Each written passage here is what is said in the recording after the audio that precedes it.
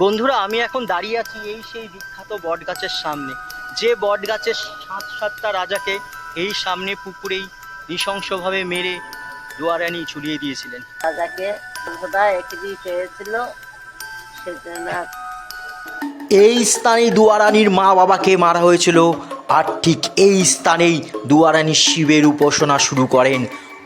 এই স্থানেই দুয়ারানি ও তার একমাত্র ছোট ভাই দুরন্তর হাজার স্মৃতি জড়িয়ে আছে। পরন্ত বিকেলবেলায় তাদের ছোটবেলার খেলা, এই সেই মাঠ আর এই সেই স্থান, এই সেই পুকুর। দুয়ারানির নিজের জীবনের চেয়েও প্রিয় তার ভাইকে রাজা অনন্তনাগ মেরে ফেলে রেখে দিয়েছিলেন এই পুকুরে।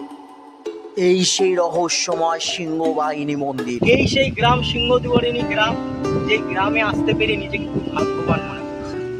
আর সেই সিংহদুয়ারিনীর আসল নাম কিন্তু সিংহদুয়ারিনী নয়, ছিল দুয়ারিনী। সেই দুয়ারিনীর থেকে কিভাবে সিংহদুয়ারিনী হলো আমি তা দেখাবো।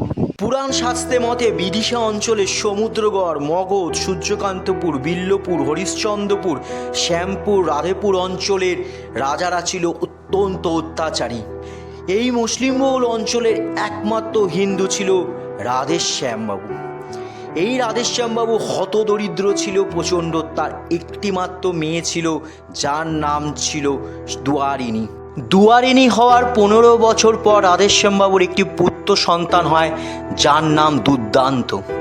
এই দুর্দান্তকে দুয়ারিনী তার নিজের জীবনের চেয়েও ভালোবাসত।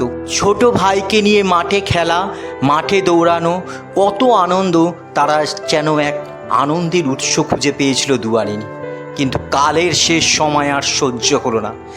ফসলের ঋণ না দেওয়ায় একদিন হঠাৎ রাজা হরিশ্চন্দ্র তাদের বাড়িতে আগুন লাগিয়ে তার মা বাবাকে মেরে ফেলে পুড়িয়ে। কালের সময় অত্যাচার সাতটি প্রদেশের রাজাদের বাড়তেই থাকে। নববধূদের অত্যাচার, শিশুদের অত্যাচার, ফসল অত্যাচার, এ যেন এক চরম সীমায় পৌঁছে যায়। ঠিক এই সময় ঘনিয়ে আসে এক কালো অন্ধকার। জীবনের চেয়েও প্রিয় তার ভাইকে রাজা অনন্তনাগ কোনো গোপন দৃশ্যে দেখে নেওয়ায় সেই তার ভাইকে নৃশংসভাবে মেরে এই পুকুরের জলে ফেলে দেয়। দুয়ারানির মনে প্রতিশোধের আগুন জ্বলতে থাকে। ঠিক করেন তার মা, বাবা, ভাইয়ের বদলা তিনি নেবেন এবং এই 7টি প্রদেশের প্রজাদের দুঃখ কষ্ট তিনি নিবারণ করবেন। আর এই 7টি রাজাকে তিনি নৃশংসভাবে মারবেন। আমার ইতিহাসের পাতা খনন করতে করতে আমি চলে এসেছি সেই লোক রহস্য রূপকথার স্থানে। এই সেই সিংহদুয়ারিনীর রূপকথার স্থান। এই স্থানে সিংহদুয়ারিনী কঠোর তপস্যায় মহাদেবের দর্শন পেয়েছিলেন এবং অত্যাচারিত 7 রাজাকে মারার জন্য পরামর্শ নিয়েছিলেন। মহাদেবের জ্যোতির আলোতে এক সাধারণ গ্রামের মেয়ে দুয়ারিনী সিংহদুয়ারিনীতে পরিণত হয়।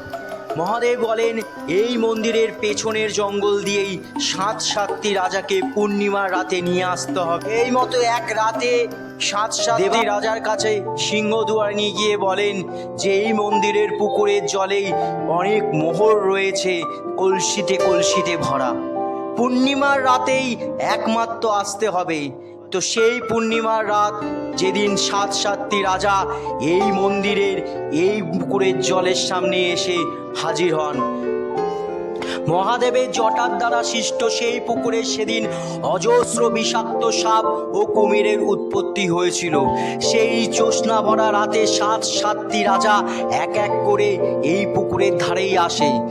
দুয়ারিনী তাদের ছোট ছোট ডিঙায় করে এই পুকুরের মাঝখানেই নিয়ে যায় এবং মোহর দেখানোর নাম করে তারা যখন পুকুরের মাঝপথে যায়, ধাক্কা মেরে তাদের এক এক রাজাকে সেই পুকুরের মধ্যে ফেলে দেয়। পরের দিন সকালবেলায় এই পুকুর থেকেই 7টি রাজার দেহ গ্রামবাসীরা তুলে এই বটগাছের মধ্যেই ঝুলিয়ে দেওয়া হয়। এইভাবেই সিংহদুয়ারিনী তার মা বাবা ও নিজের জীবনের চেয়েও প্রিয় ছোট ভাইয়ের প্রতিশোধের আগুনে 7টি রাজাকে নৃশংসভাবে মেরেছিলেন। ফুটিয়ে দিয়েছিলেন 7টি প্রদেশের গ্রামের প্রজাদের মুখের হাসি, ফিরিয়ে দিয়েছিলেন তাদের আনন্দ। এই ঘটনার 12 বছর পর সিংহদুয়ারিনীর জীবনে নেমে আসে এক কালো অধ্যায়। সময়ের সাথে সাথে রাজা অনন্তনাগের ছেলে বড় হতে থাকে। 14 বছর পর রাজা অনন্তনাগের ছেলে আরো ভয়ঙ্কর অত্যাচারিত রাজায় পরিণত হয়। তিনি তার বাবা প্রতিশোধের জন্য সিংহদুয়ারিনীর জীবনের বদলা নিতে চান। সেই জন্য তিনি এক গুহায় তিনি কাল বৈরাবীর তপস্যা শুরু করেন।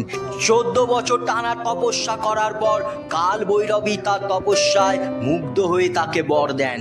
সেই বর পেয়ে কালা পাহাড় সিংহদুয়ারানীকে অমাবস্যার রাতে ছলনার বশে মারে। সেদিন মন্দির থেকে ভেসে আসা হাজারো ঘন্টার ধ্বনি, পুকুর থেকে ভেসে আসা এক আওয়াজ, দিদি আমি তোর প্রতিশোধ নিতে আসছি। তবে কি সিংহদুয়ারিনীর ভাই দুরন্ত কি এখন বেঁচে আছে, নাকি পুনর্জন্ম নিয়ে পরের বার আসছে? তাই আমার এই অলৌকিক ঘটনার রহস্য নিয়ে থাকবে। আর আপনাদের কি মত? দুরন্ত কি পুনর্জন্ম নিয়েছে? তার দিদির বদলা কি সে নেবে না? সে কি কালা পাহাড়কে ছেড়ে দেবে? আপনাদের মতামত আমার কমেন্টে জানাবেন। আমার ইতিহাসের পাতা আবার খোলা হবে।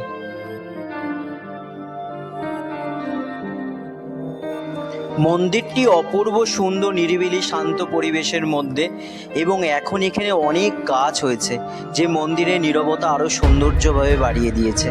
মন্দির প্রাঙ্গণে আপনারা দেখতে পাচ্ছেন একটি রথ রাখা থাকে। তো এই রথটি সারা বছরই এই মন্দির প্রাঙ্গণের এই জায়গাটা থাকে।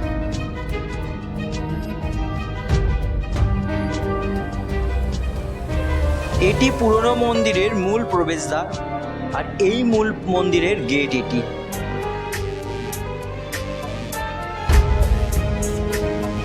এটি সিংহবাহিনীর নতুন মন্দিরের গেট, আর এই মন্দিরটি নতুন হয়েছে। এই সে মা সিংহবাহিনী, যার রহস্য গল্প আজ আপনাদের শোনালাম।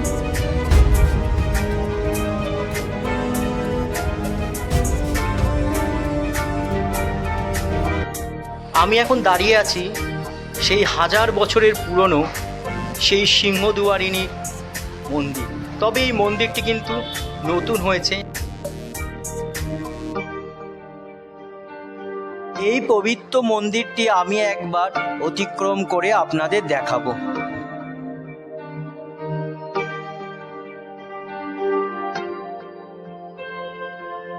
এই মন্দিরের পরিক্রম করার সময় পেছন দিকে সুন্দর একটি বাগান রয়েছে, যা মন্দিরের সৌন্দর্য নীরবতাকে আরো বাড়িয়ে দিয়েছে। তাই মন্দিরটি পরিক্রমণ করতে আমার খুবই ভালো লাগলো।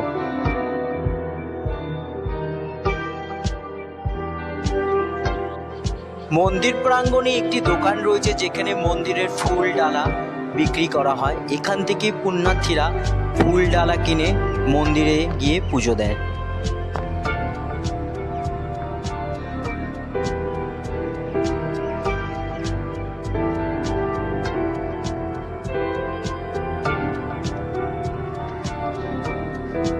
আজ এই মন্দিরে আমি আসতে পেরেছি, তার মাটিকে একবার স্পর্শ করি। যে রানী, সে রানী নয়, এক হতদরিদ্র গরিবের মেয়ে। তার প্রতিষ্ঠিত এই মন্দির আমি আসতে পেরে নিজেকে ধন্য মনে করছি। তার প্রতিষ্ঠিত এই মন্দিরে স্বয়ং ভগবানের আশীর্বাদ রয়েছে। ভগবানই তাকে শক্তি দিয়েছিলেন অত্যাচারী নৃশংস 7 রাজাকে মারার জন্য। আর সেই মন্দিরে আসতে পেরে নিজেকে অনেক ভাগ্যবান মনে করছি।